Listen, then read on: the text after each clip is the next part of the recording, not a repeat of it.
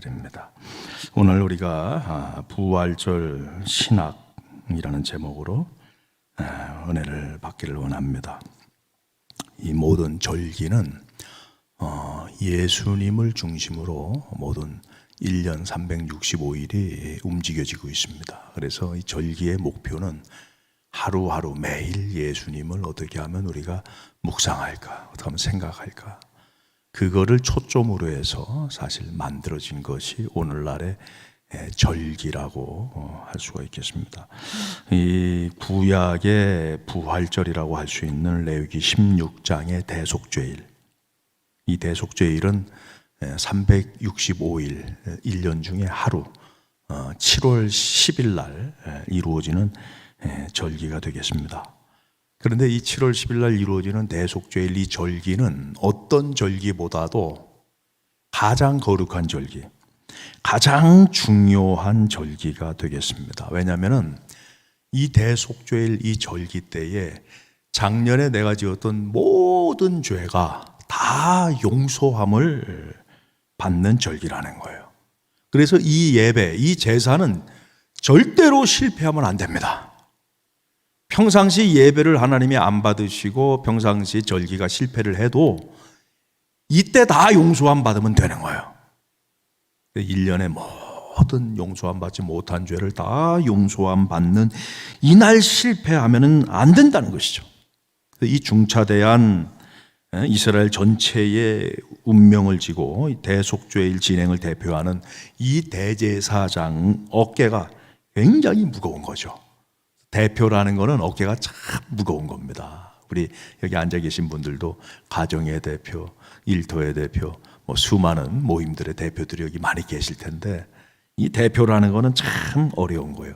그래서 유대교 전승에서는 이날 하나님께서 천사를 보내셔서 이 중책을 진 이 대제사장을 처음부터 끝까지 이 대속죄일에 일을 잘 감당할 수 있도록 돕게 한다, 이렇게 이야기가 전해집니다.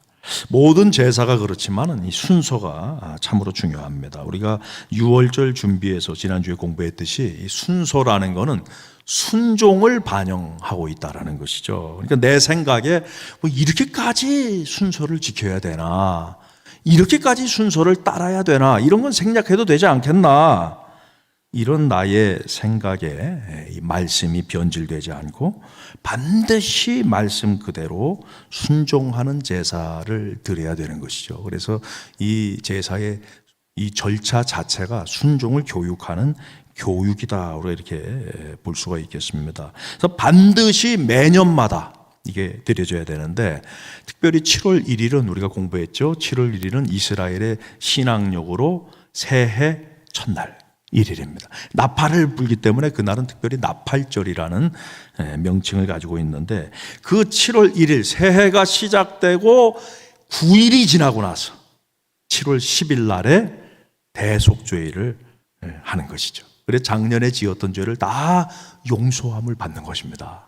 그러니까 새해가 시작되고 9일 동안의 이 시간, 대속죄일을 맞는 기간을 내가 어떻게 준비하느냐, 이게 참 중요한 거야. 그래서 이 우리의 모든 죄 짓는 모든 죄악의 용서함을 상징하는 이 신약의 부활절, 이 부활주일, 그래서 대속죄일의 완성이 되는 이 작년 한 해만이 아니라 과거, 현재, 미래의 모든 우리의 죄를 다 속죄하는 이 완성, 속죄의 완성인 이 부활절 앞에 한 주간을, 그래서 우리는 고난주간으로, 이 9일을 우리가 열심히 9일을 지키듯이 이 한 주간을 우리가 고난주간으로 이렇게 보내게 되는 것입니다. 오늘 그래서 우리가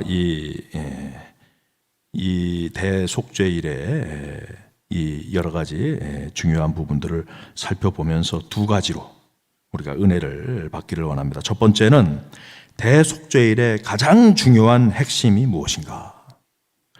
여러분, 이 대속죄일은 대제사장이 지성소에 들어갈 수 있는 1년의 유일한 날, 그날이 바로 대속죄일입니다. 우리 히브리서 9장 7절에도 나와 있는데요, 보니까 오직 둘째 장막은 지성소죠. 지성소는 대제사장이 홀로, 다른 사람은 아무도 못 들어갑니다. 대제사장만 홀로 1년에 한 번 들어가되 자기와 백성의 허물을 위하여 드리는 피 없이는 아니하나니. 여러분, 1년에 이 한 번 들어가는 이 지성소의 제사를 드리기 위해서 다른 절기의 제사는 손과 발만 씻으면 됩니다. 그런데 이날만큼은 이게 너무나 중요하기 때문에 대제사장이 머리끝에도 발끝까지 싹 다 정결 예식 다 씻는 거예요.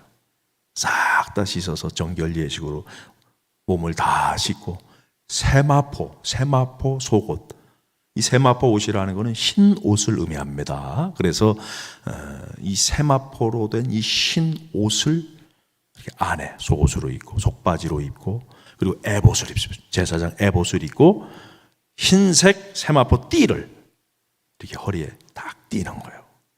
그것을 말씀해 주는 게 레위기 16장 4절. 거룩한 세마포 속옷을 입으며 세마포 속바지를 몸에 입고 세마포 띠를 띠며 세마포 관을 쓸지니 이것들은 거룩한 옷이라 물로 그의 몸을 씻고 입을 것이며. 몸을 다 씻고 입어야 되는데 이 흰 세마포 옷은 완전한 순결, 완전한 거룩을 의미합니다. 대속죄일에 하나님께서 우리의 모든 죄를 다 속죄하셨다. 그러니까 우리는 주님 앞에서 깨끗하다. 이것을 영적으로 의미하는 것이다. 이렇게 보면 되겠습니다. 그래서 이 대속죄일은 오늘날도 이스라엘에서는 굉장히 중요한 절기입니다. 그래서 가장 중요한 절기여서 이 유대교를 믿지 않는 세속적인 유대인들도, 이스라엘 사람들도 이날만큼은 딴 날은 회당 안 가도 1년에 하루 이날은 회당에 갑니다. 그리고 이날만큼은 금식합니다. 마치 그 절에 다니는 사람이 1년 내내 절에 안 가도 뭐 부처를 안 믿어도 하루 석가탄신일 초파일에는 하루 이렇게 가잖아요. 그런 것 같은 의미가 아닌가 우리가 이렇게 이해할 수 있는데요. 그래서 이 대제사장이 세마포과 에봇과 입고서 지성소 앞에 딱 섰을 때 이 에봇을 벗습니다. 에봇을 벗고 세마포 옷만 입고 지성소로 당일날 들어가게 되는데 성경에서는 3번 들어가는 걸로 나와 있어요. 이날 3번 지성소를 들어간다. 한 번은 뭐냐? 한 번은 이 하나님의 지성소에는 하나님의 임재의 상징인 법궤가 있잖아요. 그 법궤 위에 그 뚜껑을 시은좌라고도 하고 속죄소라고도 합니다. 그래서 거기에다 피를 뿌리는 거예요. 거기에 이제 하나님이 발등상이라 그래서 하나님이 거기 발을 얹고 그룹에 앉아서 하나님이 좌정하신다고 영적으로 이렇게 얘기를 하는 것입니다. 그래서 하나님의 임재의 자리이기 때문에 죄인인 나를 보면 안 돼요. 그래서 인간이 죄인 아닙니까? 그래서 연기를 피우는 연기를. 향로를 가지고 들어가서 이 금향로에다가 번제단에 다른 숯불을 넣으면 안 됩니다. 번제단에서 속죄한 그 다 태운 그 나무 숯불만을 갖다 넣어야만 되는 거예요. 그래서 그걸 가지고 들어가서 연기를 피웁니다. 이 안에 지성소 안에 연기가 가득 차게 하고 나오는 거예요. 두 번째는 이 대제사장 자신도 이 온 백성의 죄를 속죄하는 이 중차대한 일을 맡았지만은 자기도 죄인이야. 하나님 앞에 먼저 이 수송아지 이 피를 가지고 들어가 자기의 죄를 먼저 들어가서 속합니다. 피를 속죄소 위에 뿌리고 그리고 지성소 휘장에 뿌리고 나옵니다.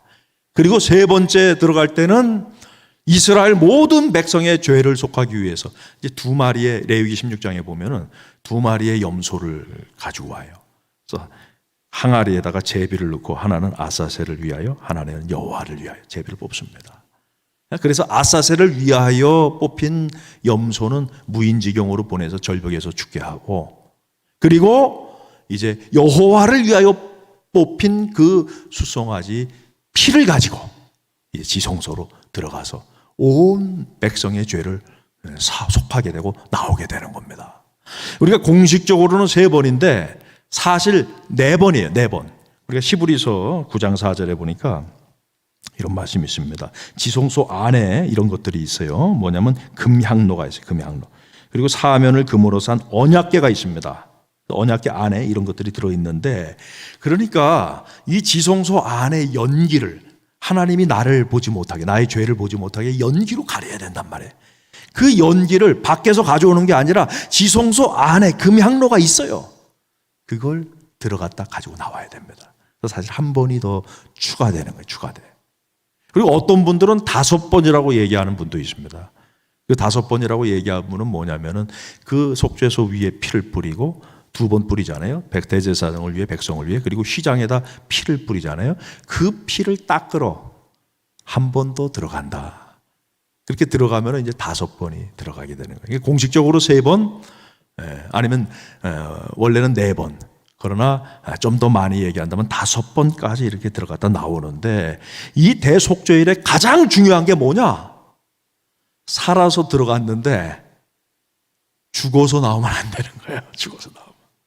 이 대속죄일의 가장 클라이막스, 가장 핵심은 뭐냐면은 대제사장이 살아서 나와야 된다는 거예요. 그건 무엇을 의미하냐 하면은 하나님께서 대제사장의 이 속죄 제사를 받으셨다. 그리고 대제사장이 모든 이스라엘 백성의 죄를 가지고 들어간 속죄 제사를 하나님이 받으셨다는 걸 의미하는 거예요. 대제사장이 살아서 나와야만 이스라엘 백성의 작년 한 해 지었던 모든 죄가 다 사함을 받은 확증이 되는 것입니다. 그러나 대제사장이 죽었다. 그러면 죄사함 받지 못하는 거예요. 하나님 앞에 서질 못하는 거예요. 저주받은 인생 되는 거예요. 그러니까 이스라엘 백성들이 긴장을 하고 회막, 성막 앞에서 기다리는 겁니다. 제사장들, 레위인들, 백성의 대표 장로들, 백성들 쫙 기다려. 대제사장이 3번, 4번, 5번 지성소에 들어갔다. 이제 마치고 밖으로 회막문을 열고 나올 때, 그때 최고의 축제가 벌어지는 겁니다. 이제 나는 죄사함을 받았구나. 할렐루야. 할렐루야. 여러분들은 별로 안 기쁘신 거예요. 그렇죠, 뭐 기쁜 거예요. 그래서 그날 그 대속죄일이 마치고 나서 축제가 벌어집니다. 축제가. 그래서 포도원에는 이 포도주가 있잖아요. 이스라엘 백성들은 물 대신 석회수기 때문에 이 포도주를 음료로 마시는데, 이 포도주를 먹으면서 축제가 벌어지는 거예요. 그래서 여성들이 흰 옷을 입고 나와가지고 이제 나는 죄사함을 받았다. 흰 옷을 입고 나와서 춤을 추는 것입니다. 그 여자들이 있으면은, 꽃이 있으면은 벌이 꼬이게 되는 것이죠. 그래서 남자들이 기웃기웃하다 거기서 눈이 맞아서 결혼도 하기도 하고 그렇게 되는 거예요. 이거를 말씀해 주는 것이 사사기 21장 19절, 20절, 21절. 또 이르되 보라, 베델 북쪽 르보나 남쪽 베델에서 세겜으로 올라가는 큰 길 동쪽 실로에 매년 여호와의 명절이 있도다. 이게 아마 대속죄일을 의미하겠죠. 대속죄일. 그리고 20절에 보니까 베냐민 자손에게 포도원에 숨어라. 그리고 21절에 보니까 실로의 여자들이 춤추러 나온단 말이에요. 포도원으로. 물론 베냐민 그런 비극적인 사건하고 맞물려 있지만은 여기서 사사기서 21장에 나오는 여호와의 명절, 그 이후에 이런 축제가 바로 이 대속죄일의 이 감격을 감사하고 기뻐하는 축제를 의미한다. 이렇게 이해하시면 되겠습니다. 그래서 대속죄일의 가장 중요한 건 무엇이다? 대제사장이 살아서 나와야 된다. 지성소에 들어갔다가 살아서 나와야 되는 거예요. 그리고 마지막 두 번째는 대속죄일과 예수 그리스도의 관계에 대해서 우리가 한번 살펴봤으면 좋겠습니다. 이것이 바로 부활절 신학인데요. 두 번째, 부활절 신학. 부활절 신학에서 우리가 먼저 살펴봐야 될 건 뭐냐면은 단번에 속죄를 이루셨다라는 그 영적인 의미를 좀 살펴봐야 되겠습니다. 우리 한번 따라해 볼까요? 단번에. 사실 이 단번에라는 이 속에는요, 한 번이기 때문에 또 들어가는 게 아니죠. 그러니까 이 속에는 사실 영원이라는 의미도 이 속에 들어가 있어요. 단번에 영원히. 사실 이 속에는, 단번에 속에는 그것도 다 사실 들어가 있는 겁니다. 히브리서 9장 12절에 보면 오늘 본문 말씀에 염소와 송아지의 피로 아니하고 오직 자기 피로 영원한 속죄를 이루사 단번에 성소에, 여긴 지성소를 의미하죠, 지성소에 들어가셨느니라. 그러니까 여기서 바로는 나오지 않지만은 이 속에 들어있는 의미가 이런 거예요. 뭐냐면 예수님이 대제사장이 되셨다, 그거예요. 대제사장만 지성소에 들어가기 때문에 지금 예수님이 대제사장이라는 걸 가르쳐주고 있어요. 그리고 예수님이 지성소에 온 인류의 과거, 현재, 미래의 모든 죄, 저와 여러분의 모든 죄를 다 사하기 위해서 들어가셨는데 어떤 짐승의 피를 가지고 들어간 게 아니라 오늘 여기 말씀해 보니까 자신의 피를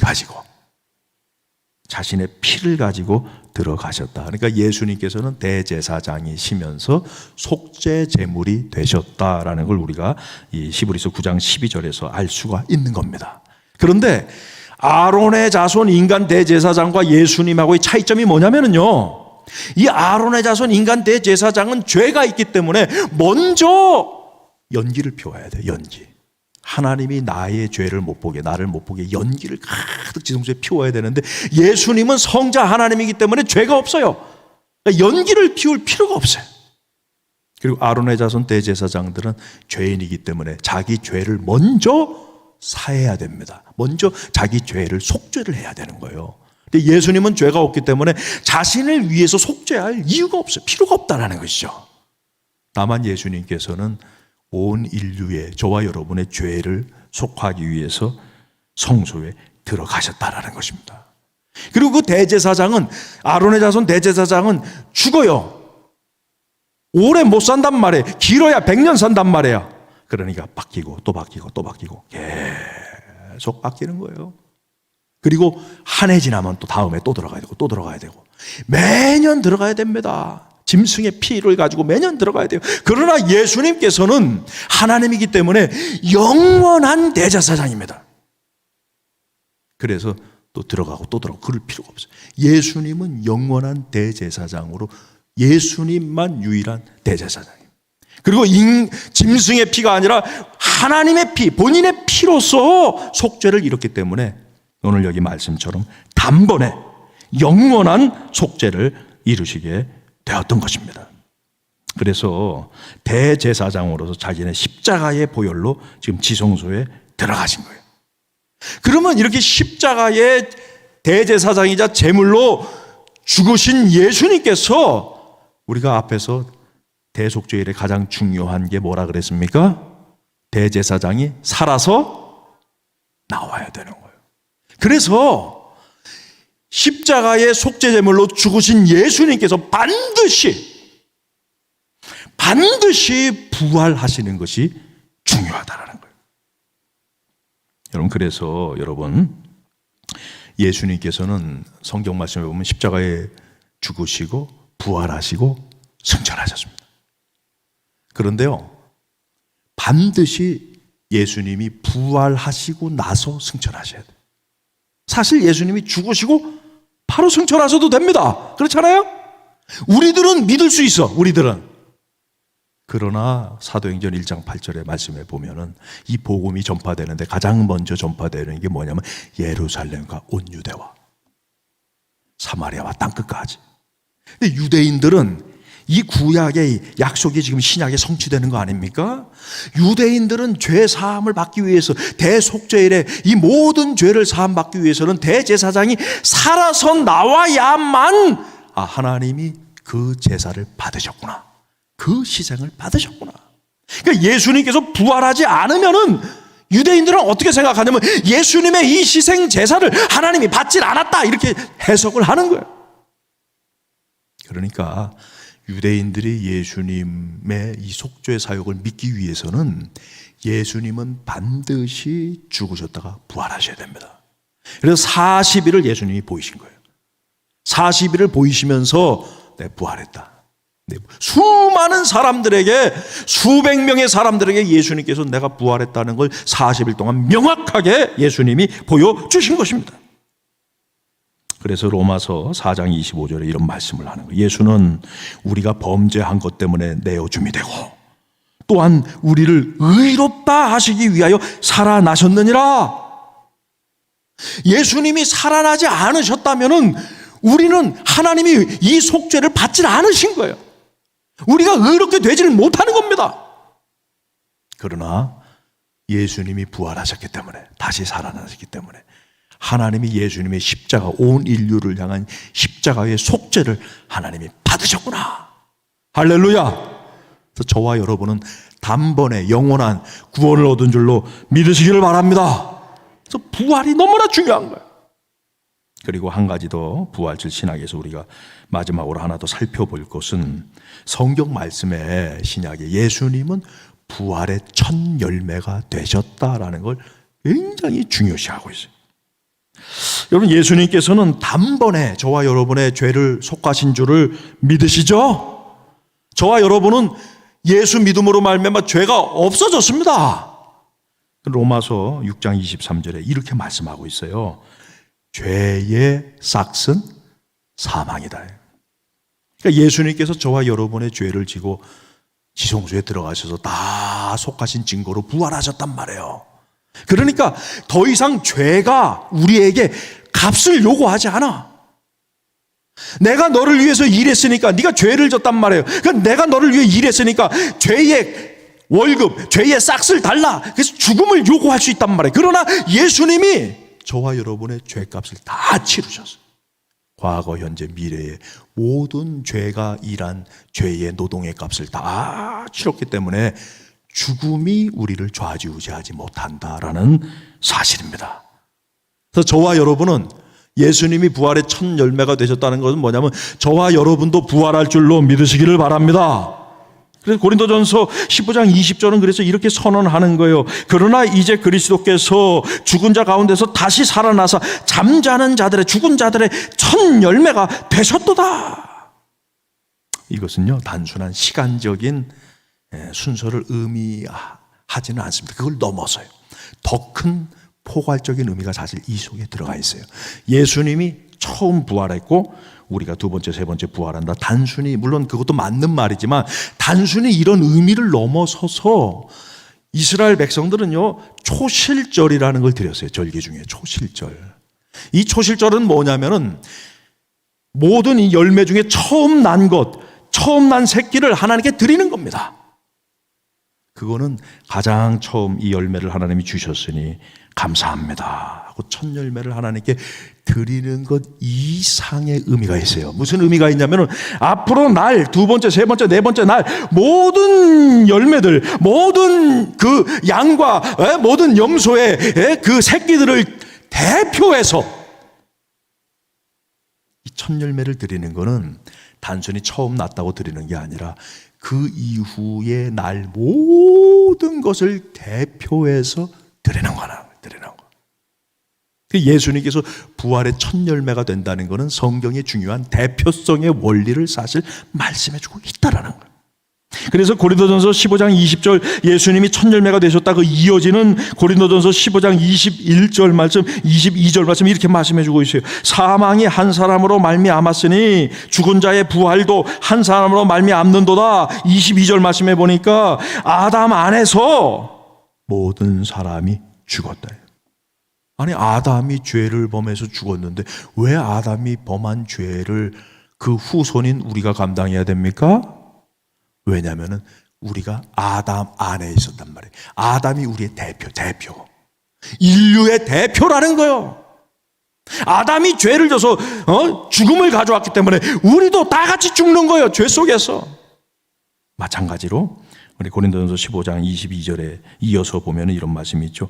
그리스도 안에서 모든 사람이 삶을 얻으리라. 아담이 온 인류의 대표로 죄와 사망을 가져왔듯이 예수님이 온 인류의 둘째 아담으로 온 인류의 대표로 예수님이 부활하심으로 말미암아 이 땅에 생명과 영생을 가져왔다라는 것을 말씀해주고 있다라는 거예요. 그래서 예수님의 부활은 나도 부활한다. 저와 여러분의 부활에 가장 확신한 증거가 된다는 사실을 믿으시길 바랍니다. 그래서 부활신앙은요, 기독교의 핵심 신앙, 가장 중요한 신앙이 바로 부활신앙이라는 거예요. 말씀을 맺겠습니다. 여러분은 어떻게 부활 신앙이 있으십니까? 그러면은요, 두려움이 없어요.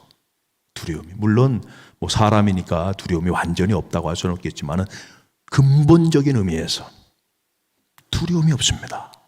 어떤 위협이나 작은 이익에도 금세 흔들리고 도망가는 삶이 되지 않는다는 거예요. 교회 역사에서 보면은요, 모든 신실한 성도들이 십자가를 지고 고난을 당합니다.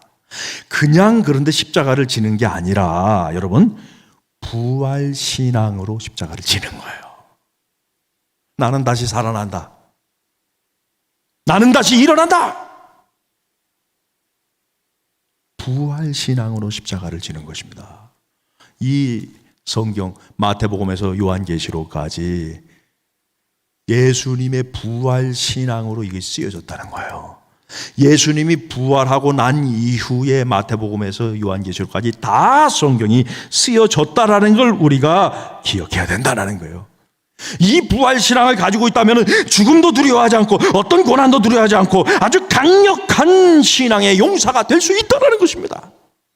이거는 어떤 무식한 무지한 광신도를 의미하는 것이 아닙니다. 우리는 예수님이 부활의 첫 열매가 되셨다는 그 증거, 그 지식을 가진 확신 속에서 우리가 나아간다는 거예요.